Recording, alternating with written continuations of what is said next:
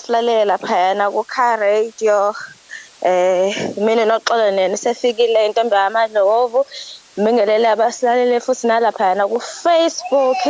It is Tuesday namhlanje ke ethi Sophia Tuesday. Kumnandi ukuba lapha ngoba ngikhuluma nge-friend. Yabo lo ubaba mo u-third wheel. Yeah, being a third wheel in a friendly relationship. Nayi bengikhuluma ngalokho namhlanje ezomhla 19 October 2021. Siyazi ukuthi ziningi izinto ezicelebratewa ngalosuku ngoba ngihlezi ngisho izinto ezicelebratewayo. I just wanna say ukuthi ungaveli uyitshela ukuthi mhlambe sekuyi-holiday. Sometimes kuyabe holiday, sometimes kungabi holiday. So do not get me wrong ke bese ngisho izinto ezicelebratewa namhlanje kumhla ka-19 October 2021. And ungayikhohlwa itopic yethu namhlanje, it's being a friend, it's being a wheel it's being a third wheel in a relationship or in a friendship. So ngizobe ngikhuluma ngalokho namhlanje. Before ngikhulume ngalokho, asesibuka ukuthi kumhla ka-19 October ziphi izinto ezicelebratewayo. Mase siyaqhubeka netopic yethu namhlanje. Namhlanje kumhla 19 October we are celebrating i-National Kentucky Day. Mase kuba i-National Seafood Biscuit Day. Mase kuba a pro-life day of silence. Yes, solidarity, that Tuesday in October. Mase kuba i-National Pharmacy Technician Day ngoba ku Tuesday. Namhlanje ke it's a wonderful day. I just want to say this. Don't compare yourself. Be grateful. Be present. Just be yourself. Ezingizokhuluma ngayo ke being a third wheel in a relationship or in a friendship. Abanye asebeke bakufila lokho uthola ukuthi nabangani abawu-2 and when always 3 izinto ey'kanjalo uthola ukuthi you feel like you are left out ey'ntweni ey'ningi abakutsheli zona. Kuba khona ama-secret amaningi. Ngichaza ngaleyo ama-2 best friends ke uthola ukuthi unama-2 best friends nawe uyi-best friend but ke wena ubona lo omunye ngazuthi ba-focused nje bawu-2 bakushiya wena ngaphandle izinto ey'kanjalo yabo. Uthola ukuthi noma sekuplanwa baplane izinto bawu-2 and then wena you're the last person ekumele uwazi yabo izinto ey'kanjalo. So baningi abantu ababa-experience lezo zinto.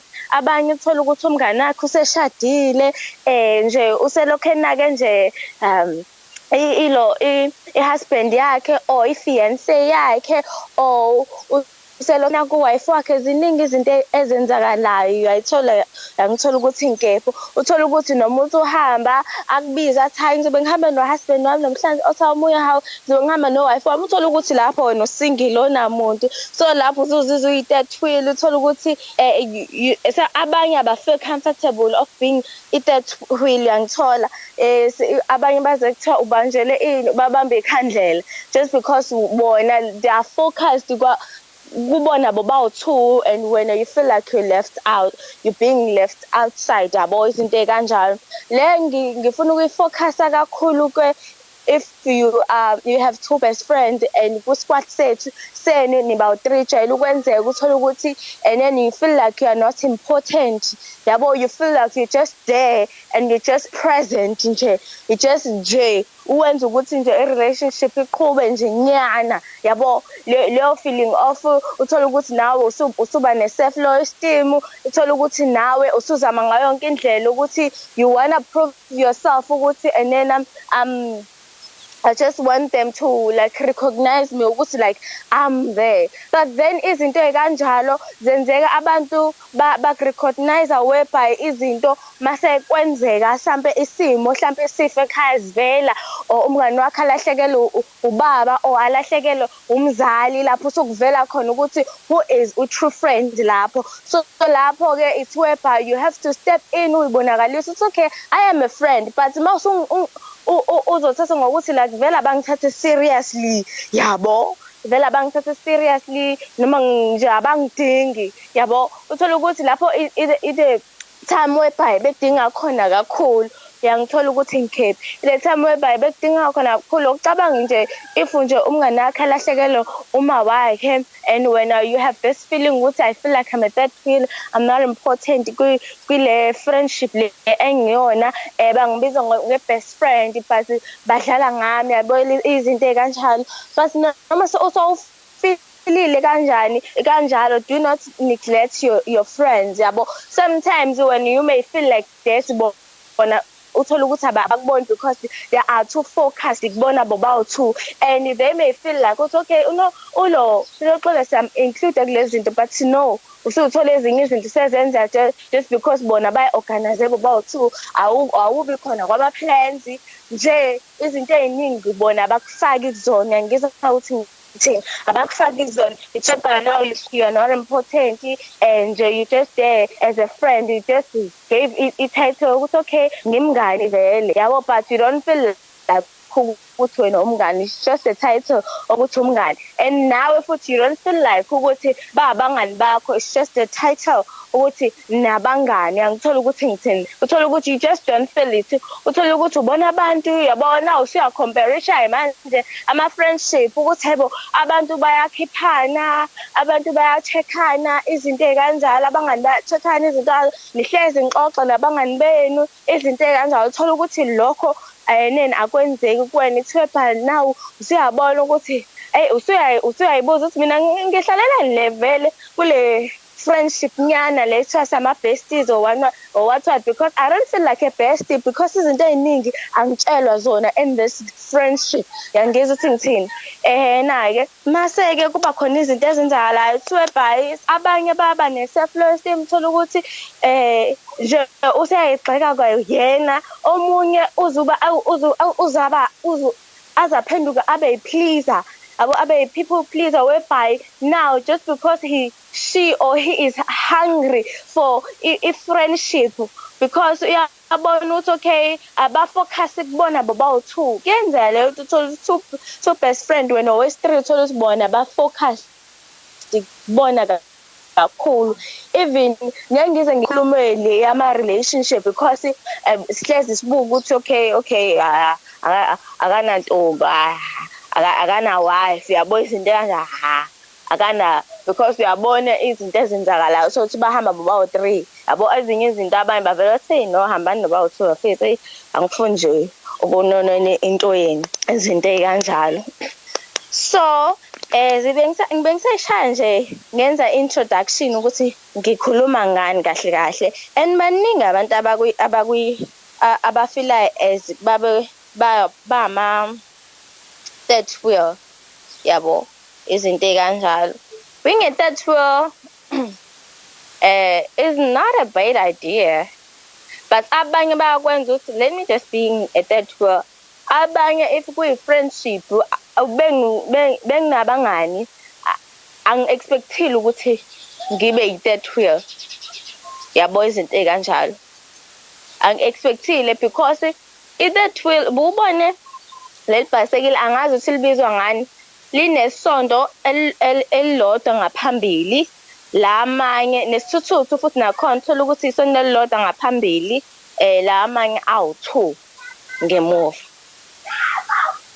kube kanjalo so ukubone nawe ukuthi ngazi ukuthi liyabhoreka leli sondo leli yabo elingaphambili just because la ngemuva awu-two angazi ukuthi awabhoreki bayasaphothana yabo wena ubona ukuthi bayasaphothana laba abangemuva wena ungaphambili wedwa but mase kukhishwa wena ongaphambili as a third wheel ngizokwenza ukuthi ngikubize as a third wheel cause i-example engenzayo ukuthi isondo lingaphambili sometimes when you feel like okay elinye lingemuva ngikaze ngiyibone-ke isondo elingemuva elilodwa yabo so into engifuna ukuyisho ukuthi okay kufike-ke lapho lisuke isondo elingaphambili bucabanga ukuthi uma lisuka le sondo leli elingaphambili i-third wheel engaphambili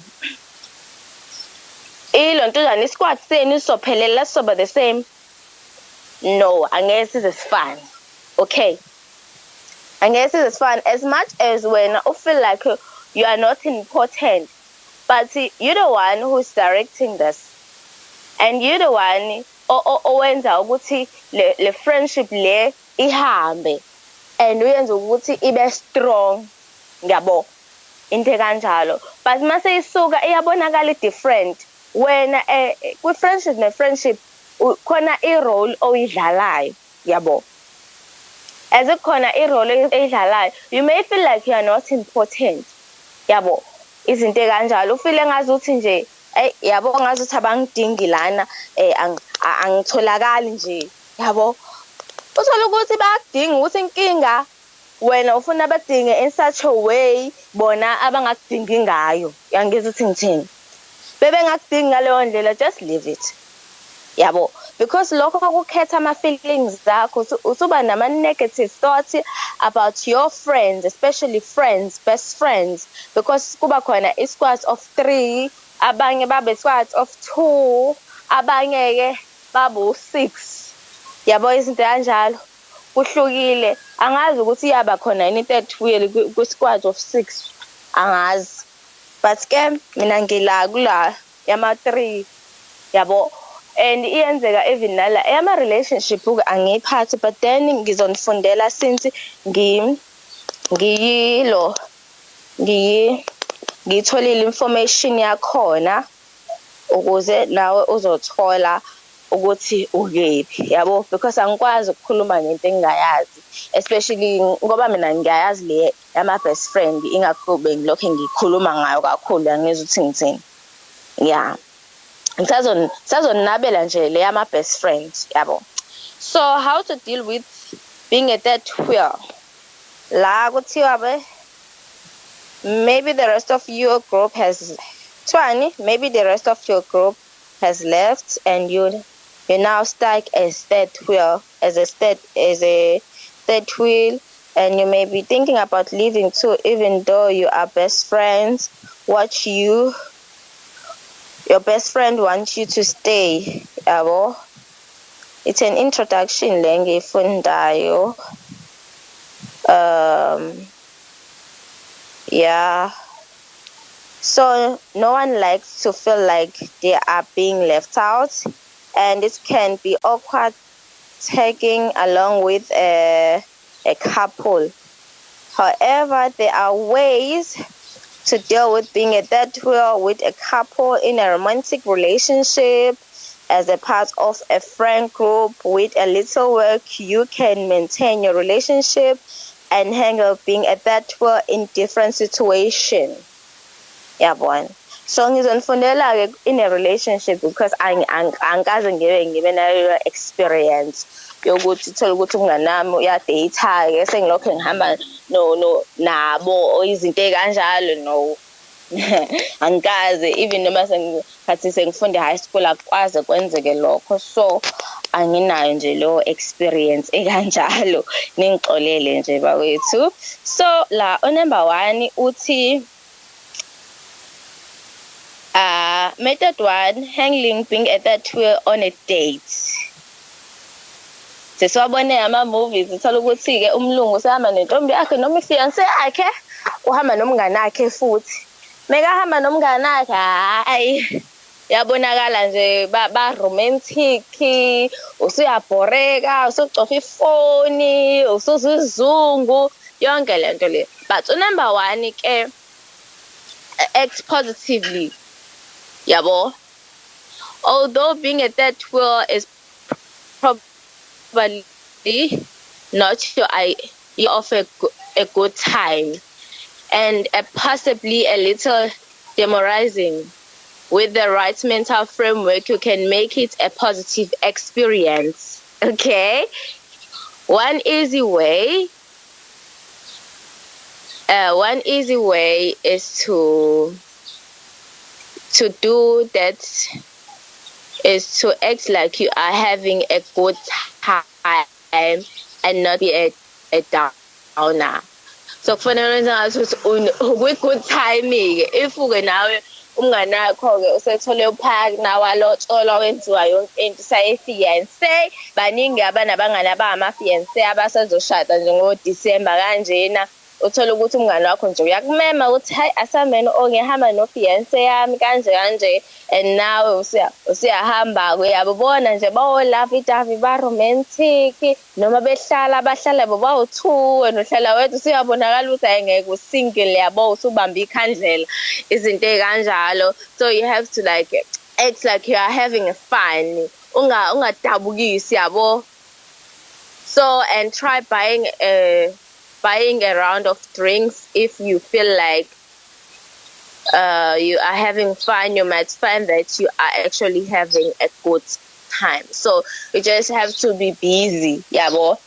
Mina into engiyicabangayo njengamanje, you fanele if umngani wakho invite her, if awakabi like you're with your right partner or what twice awakabi like yabo wakashada izinto ey'kanjalo, kuba right if kulotshani kuyi-couples date yabo. But ke if umenye umngani wakhe ehamba no-husband wakho, because abangani bethu manje sebeshada manje bebancane, angizwa ukuthi ngithini, sebewo-fiance nje manje bebancane yabo. Uthola ukuthi wena nje uhamba wedwa, bona bawu-2. Mina into engingayisho ngoba sengicabanga manje lento ukuthi make sure ukuthi uba na something ozoyenza, uzohamba nama-couples, uzohamba ne-couple nje. Make sure ukuthi la something ozoyenza, bebehlala phansi uxoxe nje nabo, bese kusasa, and then mase ubona ukuthi baqala ukwenza lento yabo, just like go and do something. Mhlampe uyowenza i-shopping, wenza i-shopping engasuphansi, mase uyabuya uzodla sambe, noma usubuya sekuyahanjwa izinto ey'njalo, senihlala like isikhathi esincane, noma nihlala isikhathi esincane mhlampe ulotuja. Make sure ukuthi uba nedatha or uyakwazi ukuconnecta e-mall. Make sure but you have something to do, because you'll be bored, ngitsheli yabo. Or ukhulume nefoni, wenza something, be busy, because bazobhora. Thina abantu bezokhuluma iy'ndaba zabo, azokubhora, and futhi uzobhora kuyisola yabo. Uba nale-moment uyisola ukuthi bengihambelani, uzoba le nto kuyisola ukuthi bengihambelani mina nje nalaba yabo. Nje usufeel usiyabhoreka izinto. Make sure ukuthi uba na something in mind ozoyenza, especially if you're a girl. Wazi kahle it's okay, mngani ufuna okay mngani, mina ngizofika laphayana ngiyowenza izipho, emva kokwenza izipho ngifuna ukwenza ikhanda, emva kokuthi ngifuna ukwenza i-shopping, but ngizonibona njalo ngithi khada ngi-check ukuthi nihamba kanjani yabo, ngi-check ngihlale kancane nani yabo, nje ube busy yabo, izinto ey'kanjalo. And number 2 kuthiwa be supportive. Instead of focusing on the fact that you are a third wheel, try focusing on your friend's relationship and think your role as a providing moral support for your friend and their love life. If you understand your role as being a supportive nature, being a third wheel might become less of a choice. Yabo. Isn't it kanjalo? Okay, but be supportive, especially if umngani wakho niyazi ukuthi Nene ama relationship abanama ups and downs, yabo. So just being a supportive friend, yabo. If umngani wakhe kudinga regarding a relationship yakhe, make sure even if advise about something. Abantu-ke ave bethanda ukuthi advise kanjani, uthatha advice nje kumuntu ongashadile yini leyo, uthatha kanjani advice kumuntu osingle, izinto kanjalo. But if umngani wakhe eza kuwena mhlawumbe unenkinga about i-relationship yakhe ntonto, but just try ukuba like give like a positive advice about into engakutshela yona. Ungabe usukhuluma kabi manje ngo-husband yakhe noma nge-fiance yakhe, ngoba mase bexolelene bona bo-2, because ingakho kuthiwa indaba abawu-2 azingenwa totally. Sebexolelene bona bobawuthuna wena ususele umngane wakho lo because abantu bayakhuluma uzosho ukuthi hayi umngane wami lokho ethi unjena like kanje ususele wedwa eceleni nokuthi ungangeni indaba zabantu abaxabanayo isikhathi esiningi uthola ukuthi usuzobhedimouth-ke uhappy kamngane wakho usuzombhedimouth usuyalwa yonke lento le masebexolelene usufila left out usanakiwe sebexolele lapho wena usudinwe ngazuthi bekulinyaza wena usudinwe ngazuthi nje usungenela isikhali umngane wakho izinto kanje akufanele wenze kanjalo yabo if uzama ukusupport umngane wakho msupport positively not negatively uzokhuluma amagama angafanele wakhuluma uzoxabana nefiance yakhe or husband wakhe noma wife wakhe izinto kanjalo but just try and give advice kumngane wakho kuphela futhi advice yona positive not le negative obonayo ukuthi izobisa umshado izinto kanjalo izophelisa ilotshana relationship yabo. So just be wise if you that will when you have to be wise. Yabo. And number 3, try not to make things awkward. The easiest way to make being a third wheel not fun is to make it awkward. Yabo. Try not to constantly refer your friend as a third wheel and lament your singleness. So be sure to avoid wallowing in your self-pity and making things uncomfortable for the couple you are with. If you can do it, limit how often you talk about being single. If you are single, you can yes. Instead, try to discuss things that you all have in common. Yes, like saying nasal ID.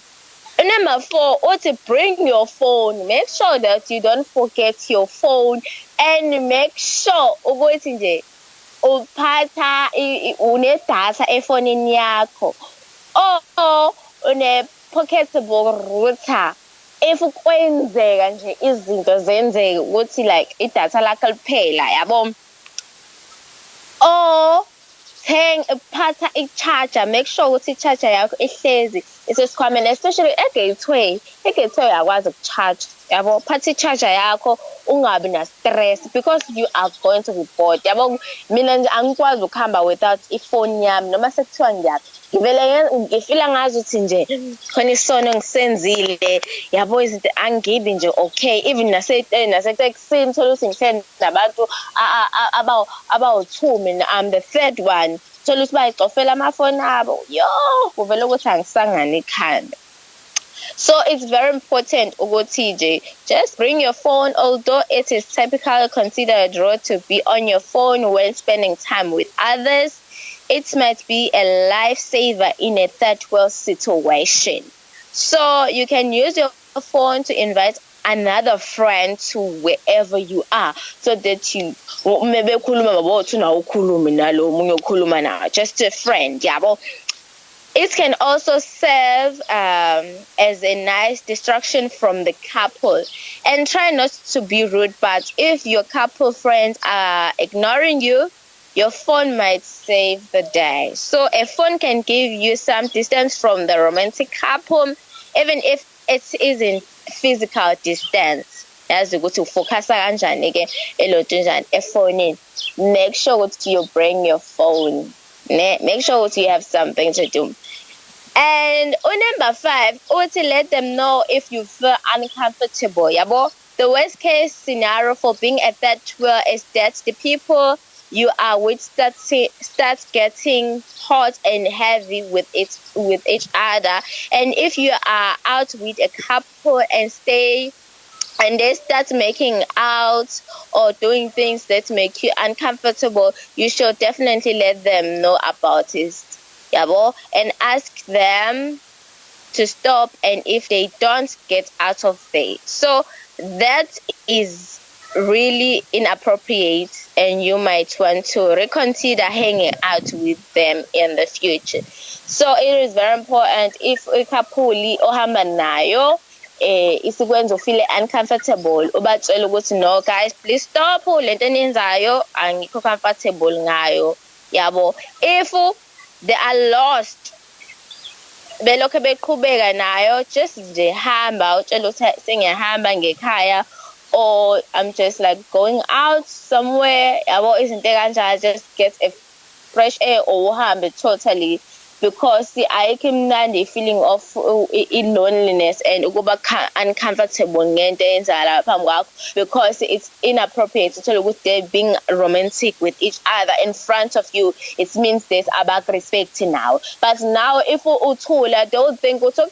okay, we understand ukuthi we are a couple. So if they are doing so phambi kwakho, just tell them. If they are like disrespecting you by continuing with that act, just leave them. Yabo. Yeah. If you want to give them time alone for a little while, you can simply say something like, I'll give you guys some privacy and leave the immediate area for a bit. Okay? And number 6, invite someone else. Make sure ukuthi invite omunye umuntu if abangani bakho bama couples, umngani wakho unomuntu wakhe and shubile, just make sure to invite omunye umuntu ozospenda isikhathi naye, yabo. It's either your friend, yabo, umngani wakho. Okay, if you find yourself invited to something where you know that you'll be at that wheel, try to bring along someone else and find someone, be it a friend or a relative, who can bring along to chat with you. You can bring along to chat with you. And this way, not that will dynamics developed and you do not feel like the outsider. Okay, so be sure to make plans ahead of time. If you are invited someone at the last second, they will likely say no. So you have to be when some plans ahead. If I see out with my fiance or my husband, make sure ukuthi uza nosisi wakho umtshele nje ukuthi okay, ngifuna esendaweni ethize, because if usosho late angeke uzokwenzela lokho, abantu ba busy nezo. Okay. Number 7 uthi go somewhere else. If you find yourself in a third world situation and it is miserable, yabo, just get out of there. Baleka nje ngeenyawo zombili, just baleka. Make sure you run. Engazuthi ubona nje, hey, angonisho nokusho. Ngiyadlala engazuthi ubona igovu, ubone lenje enkulu. Yo, lezi nangikhumbuza ke, but ke angekho lapho. Ave kubuhlungu ukujahwa inja, by the way. And ubaleke kuhambe lapho. Say that you are not feeling very well or that you have some other obligations, ne? So you could also just be honest and say that you are not having much fun. Regardless, bail on being a third wheel and go somewhere else. So find out where your single friends are and go hang out with them. Okay? Izinto kanjalo. Manje method number 2, dealing with being a third wheel in a romantic relationship. Like it's arrange times to hang out with your friend. So if your best friend is in a romantic relationship, it may be hard to see them as much as you would like. Plus, when you do see them, they will likely be with their partners. If you feel like you could use a little one-on-one time, talk to your friend and set up a time to hang out, just the two of you. Try setting up a coffee or lunch date in advance. This will make it easier for both of you to commit to it. Okay? So number 2, Otila, get to know your friend's partner. Oh, that is a huge step. Difficult one, 40. If you find that you are spending a lot of time with a couple, get to know your friend's partner. You may find that you really enjoy the company as well. So at the At the least, getting to know your friend's partner will help you feel more comfortable around them and make spending time with them a little more enjoyable.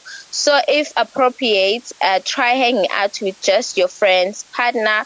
You might develop a friendship on your own. This is a difficult one because ezinye izinto zabackfire. Yabo.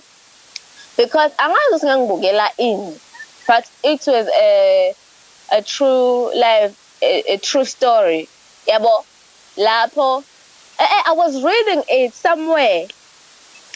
I was on a newspaper or with social media, but kwenye group nje ukuthi but abazisho amagama ukuthi enena umngani wami usuze wachitheka umshado ngenxa yamngani wami ukuthi umngani wami awuchithekanga umshado wafuna ukuthi abe nesithembu. Ulontshujana uhusband wakhe wathi nje ufuna ukuthi abe nesithembu, wacela unkosikazi ukuthi usecela ukuba nomunye unkosikazi omunye nje umenza nje umnakwethu kanje, yabo izinto kanjalo.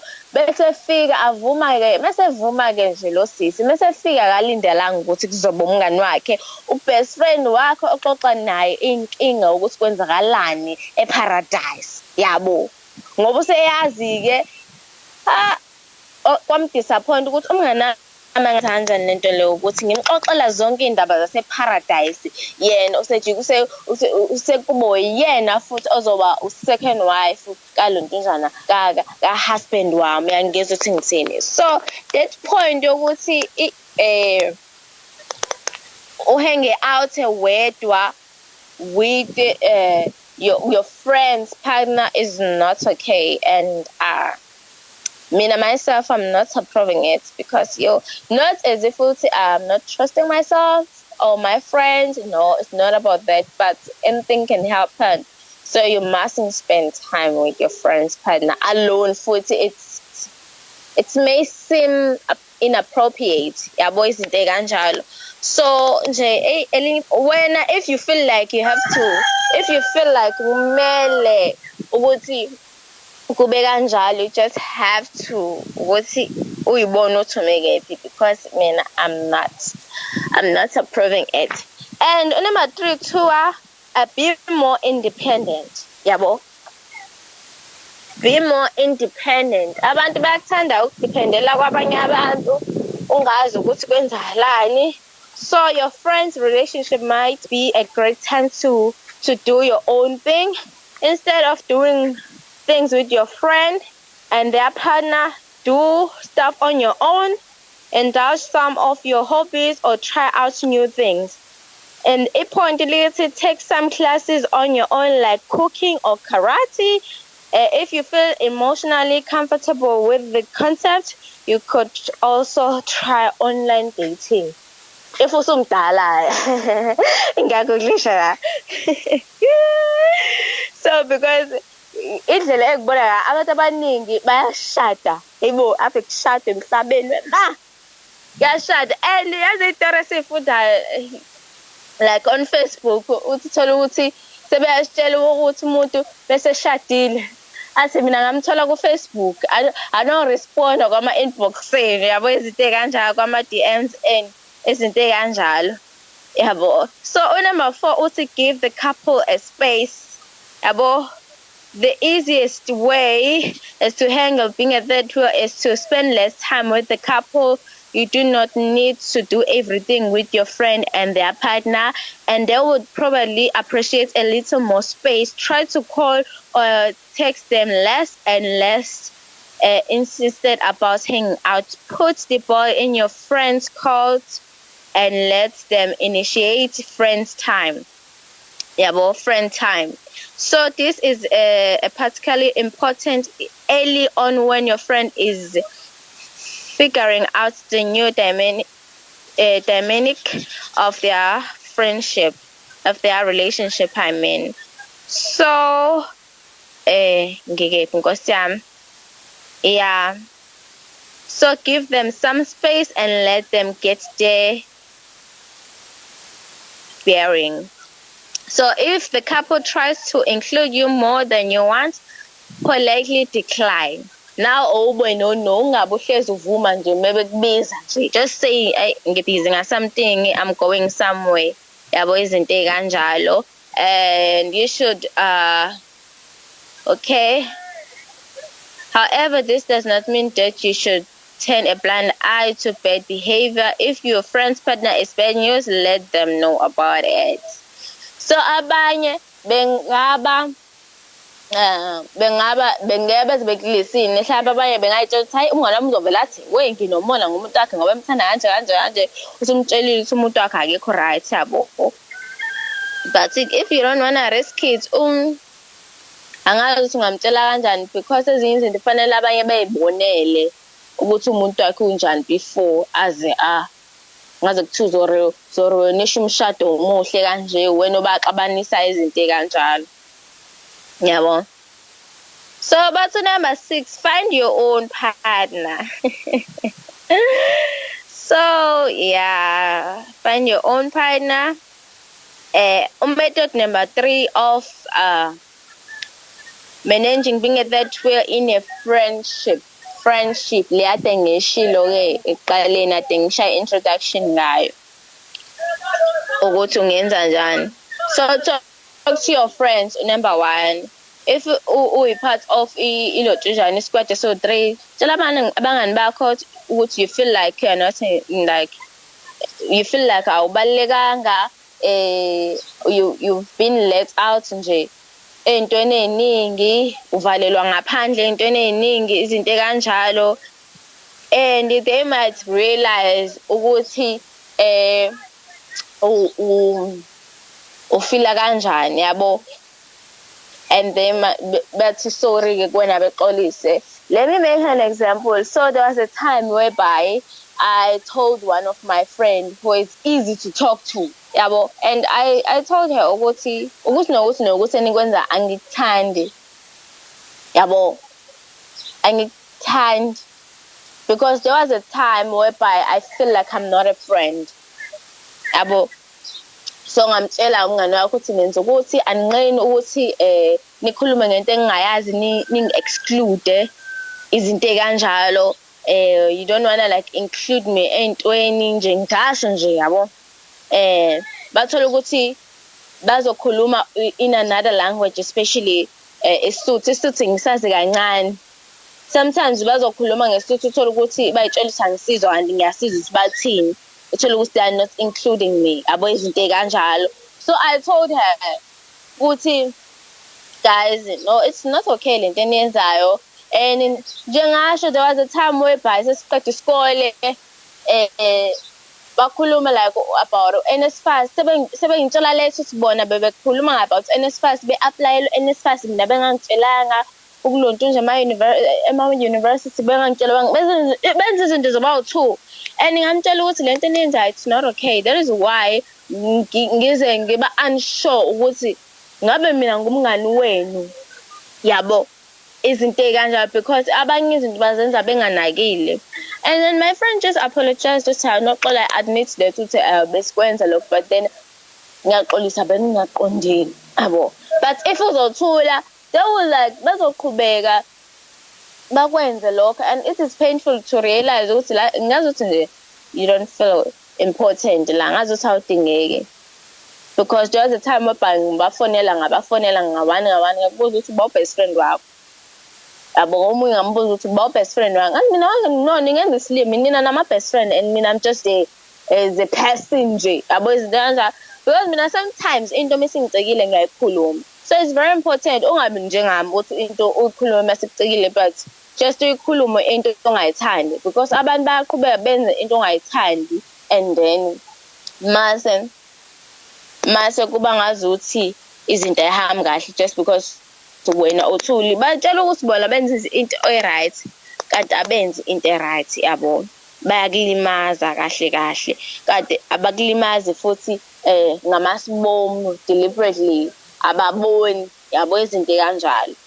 So number 2, work on your friendship. So you have to work on your friendship and nixoxe nje whereby you have a meeting ngixoxa ukuthi yini lena ekuphathe kabi yini ongayithandi onganjani yabo izinto ekanjalo. And uxoxe ungabe usulwa because there was a time whereby mina ngiyafona mfana into masengimi la ave ngifona angifuni ukuqamba amanga bengazi ukuthiwa ukuthanda uxolo ave ukuthanda ukuxabana nomuntu no angisengaxabani nomuntu especially to my friends ngiyafona into mase ngasangiphathi kahle ngiyakufonela nje ngikutshele ukuthi uhleli nobani angihlangani akufonela nje ngikutshele because mengakutsheli kuzoba ngizothini ngizokhuluma nomunye umuntu yabo and futhi I've realized ukuthi I mustn't share indaba engikhuluma nabangani bami nabanye abantu especially nezinye exoxa nabangani bami nabanye abantu because abantu bayaxabanisa. So ngifonela wena mnikazi wendaba kufonele especially if you are my friend wenza into engayithandi. There was a time whereby indaba nje ilokhu ikhulunywa engayithandi yabo umuntu angasazi story yabo lento lo umuntu angasazi sonke istory kodwa lokho esiphasisa and ngiyabona ukuthi uphasisa wrong information njalo and I just called ngamtshela ukuthi kanje lento yini enza angithandi ungavele nje and nisebenzisane kwi relationship uzobona ukuthi no bese bengingaqondile bengitshela usikumi kanje because kwama friendship kuba khona ama misunderstanding ngiyangithola ukuthi ngithini. So just nje iba nesibindi sokufona ungabe usuya komunye hlaba ongasiyena abangani ba umngani wakho usuyoxoxa yonke into ke naye yabo izinto kanje. But there is a time whereby I feel like hard ukuba umngani yabo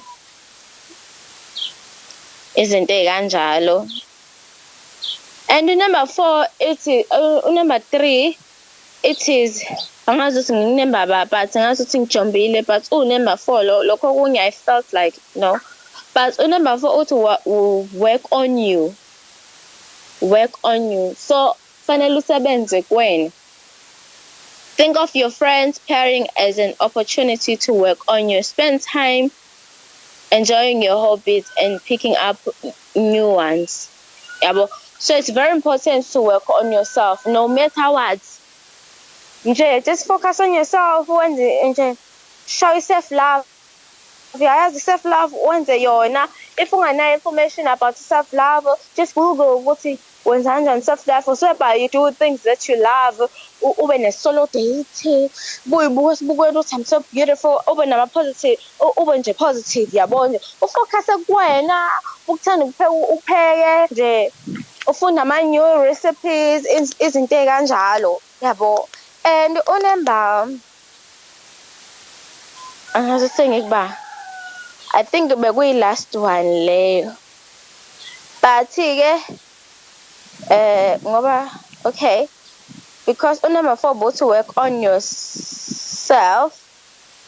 Number 5 futhi schedule some group activities, organize some 3-person activities that will require your involvement yabo nidlale nabangani bakho ni out fanele niye out nje nispend isikhathi nabangani niba u3 yonke into nikhulume niba u3 na kube khona ama activities uzobona so I have good friends yabo because sometimes ama activities ayenza ukuthi I friendship iqine nibe ne story engasikhuluma but abangani bakho uwazi strengths samngani wakho uwazi ama fears amngani wakho ama weaknesses into kanjalo wali nibe kwama group activities enye yabo. Okunye futhi ongakwenza is to expand your group yabo thola ukuthi suba nabangani abaningi ungabi nabangani ungayenza mistake yami ngibe nabangani abawu2 kuphela yabo ungayenza mistake yami because I don't know mina umuntu bengihlangana naye I don't know but as kumngani wami akubi lo mngani lo whereby kuba best yabo like but bangani bami ngiyesithini uzinkinga ziyalahleka inamba noma ilahleka inamba kuba kodwa bese sihlangana siyakhuluma ezabangani So I'm glad to say, to realize ukuthi I'm so grateful ukuba nabantu engiba nabo empilweni yami whereby babangani bami, but I don't spend that time with them because ebunganina kuba nama-categories. Kuba khona ama-best friend whereby you spend too much time with them. Mase kuba labangani laba abaqhamuka obazi ukuthi okay befike uyakhuluma naye yabo niyaxoxa awubhoreki bekhona usibanibani endaweni thola ukuthi umenyiwe phathini uhamba wedwa kanti usubona nomngani wakho lo ade amgcina mhlawumbe wa-grade 8 noma mhlawumbe waninini yabo ade amgcina unonyaka nje ongasamboni nihlangane kuba kanjani. I have those kind of friends yabo, but I'm not into ukuthi ngibalekisa abantu, but indaba yokuthi ngihlale ku-WhatsApp, but I have to work on that ukuthi ngibuild like ama-friendship kakhulu.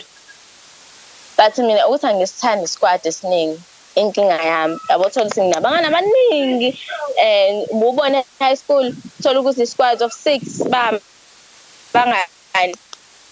Angithandi leyo nto, ngingaba umngani wakho but then phinde ngibe nabanye abangani izinto kanjalo yabo. Yeah, but-ke izolo I was like counting ukuthi sengaba nabangani abangaki yabo, because ubungani abupheli.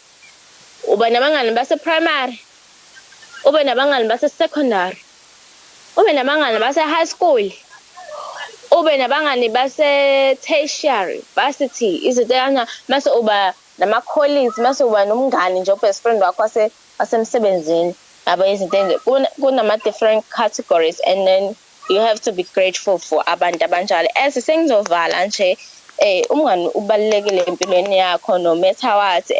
Namhlanje ngoba ade ngikhuluma nge-third wheel, I just wanna say ukuthi work on yourself, especially iziningi izinto engiyibalile. So nje work on yourself. If umngani wakho eshadile, make sure ukuthi you spend less time with your friend, give them space, nje ungahlezi u-available bebek-invite kwezinto kanjalo. Just nje noma sebek-invite-ile bring omunye umuntu ukuze ungeke uzube bored mase beba romantic with each other yabo. Yabazi abantu abathandana ukuthi benze njani behambe ema-mall, and nathi sikubone ema-mall ukuthi kwenzeka kanjani.